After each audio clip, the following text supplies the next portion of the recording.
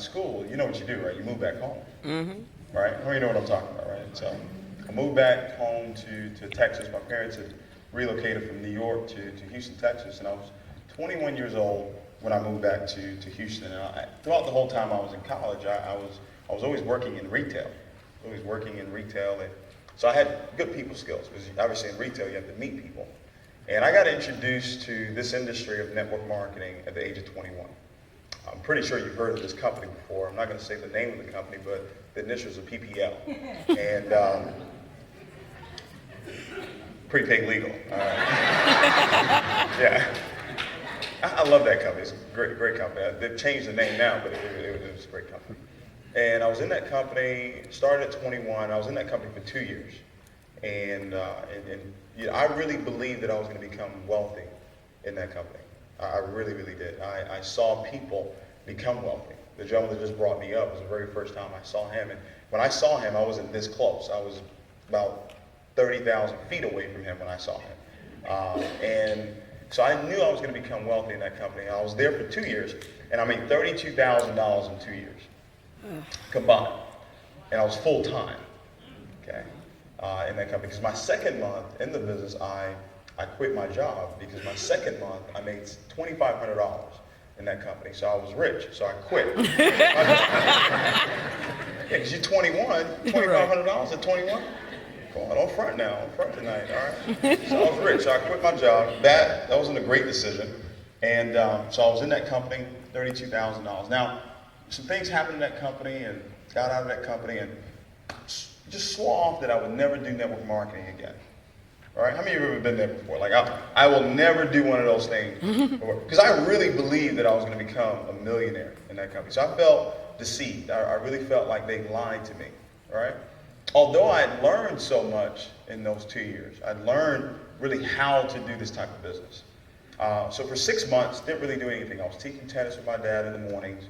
And you know, when you're broke and you're at home at about 12, 1 o'clock, you see these commercials telling you to go back to school. How many of you know what I'm talking about, right? You know what I'm talking about, right? You see those DeVry commercials, Everest. They got Everest out here? Yes. Yeah.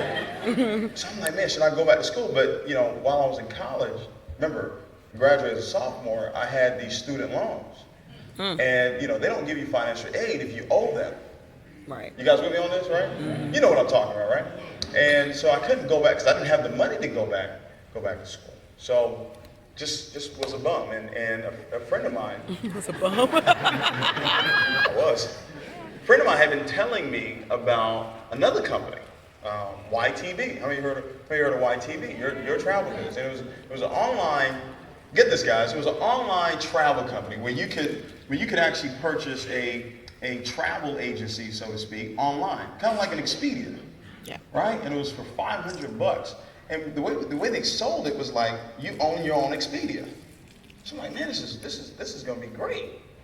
And even though I wasn't traveling, and I didn't know anybody that was traveling, because you know when you're broke, you know broke folk, right? Right. Raise your hand if you know somebody that's broke. Raise your hand if you. I didn't say you were broke. I said you know somebody. Okay? Keep your hand up if you know them very well. Have you seen them at least once a day?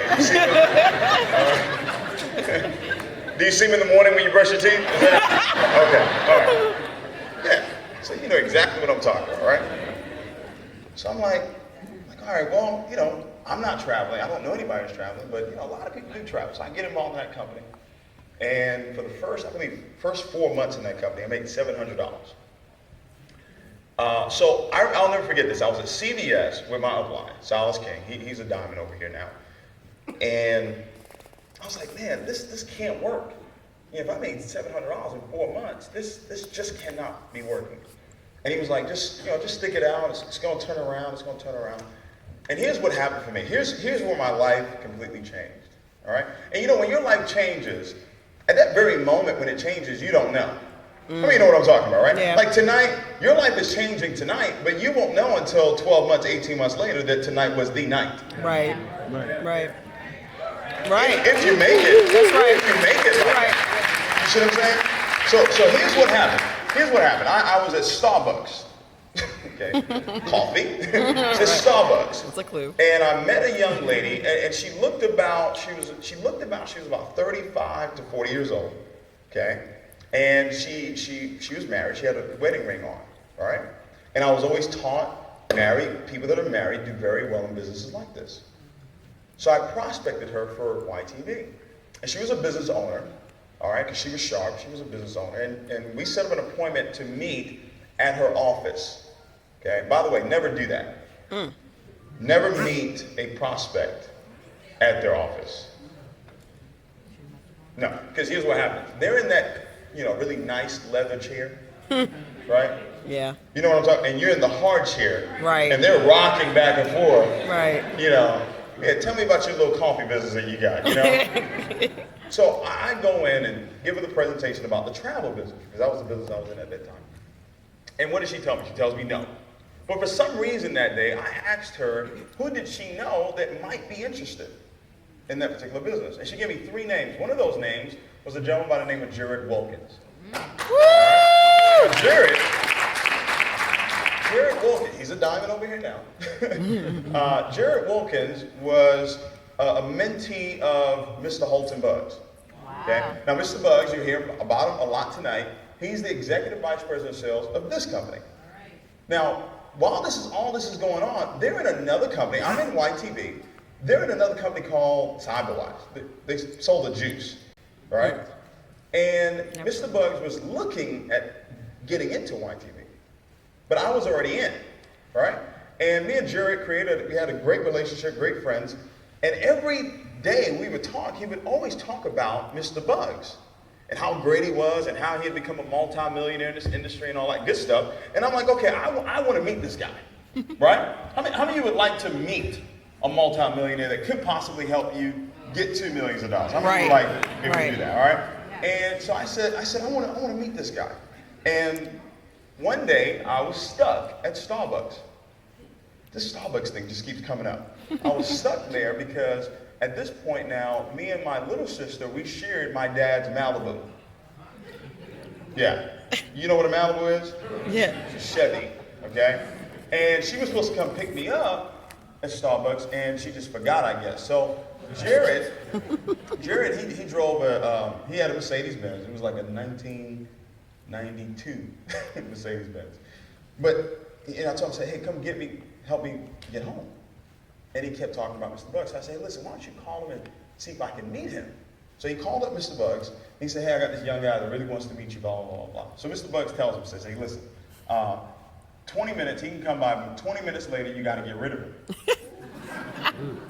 Right? You got to get rid of him, right? Because, he didn't want it to just keep going on and on. I mean, you don't want folks to just keep going on and on and on, right? Kind of like how you feel right now, right? I just got to keep going on and on, all right? Don't worry, I'm going to get to my point, all right?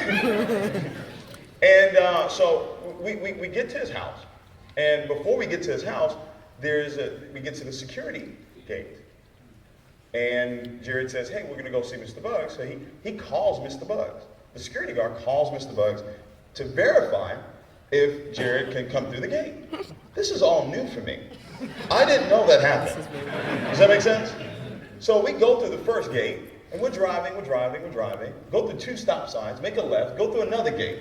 I'm like, where does this brother live? We're driving again, go through 3 more stop signs, get to another gate. So we've gone to now 3 gates just to get to this one man's house. And I walk into his house, and seriously, guys, it looked like cheesecake back there. Hey, you been to cheesecake before? Uh-huh. How it just looks real grand. And that's when my life completely changed. Wow. Because now there was a clear picture in front of me of what life could look like with this industry. Does that make sense? Yeah. Because I had met more failures than winners. Right. Right? So I didn't really believe, I thought it could happen, but there was no physical evidence of success. He took me into his garage. He had a Bentley sitting in there. He had a Maserati sitting in there. Wow. And I asked him, I said, man, you really got all of this through network marketing, through direct sales? And he said, yeah. I said, really? Through selling a juice? He said, yeah, the juice is loose. And,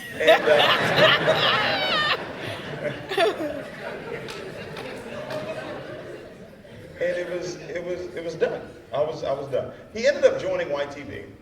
He left YTV. 9 months later, some things happened in that company. He left that company. And I'm like, he called me up about Organo Gold. September 2008. Called me up about this business.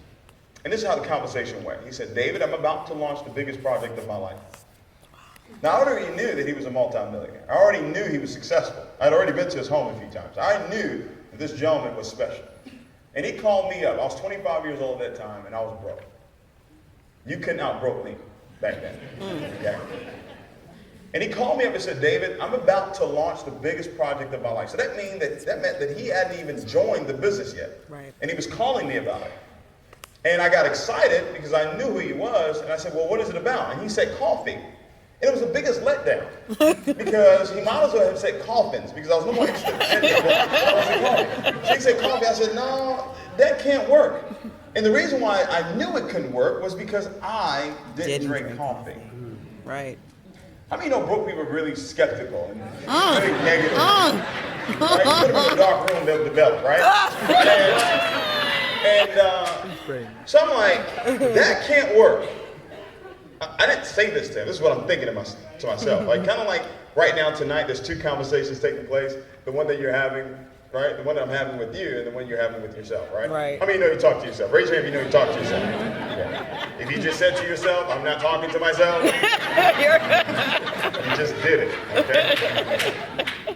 Like some of you are thinking right now, okay, he needs to hurry up. I've been at work all day long.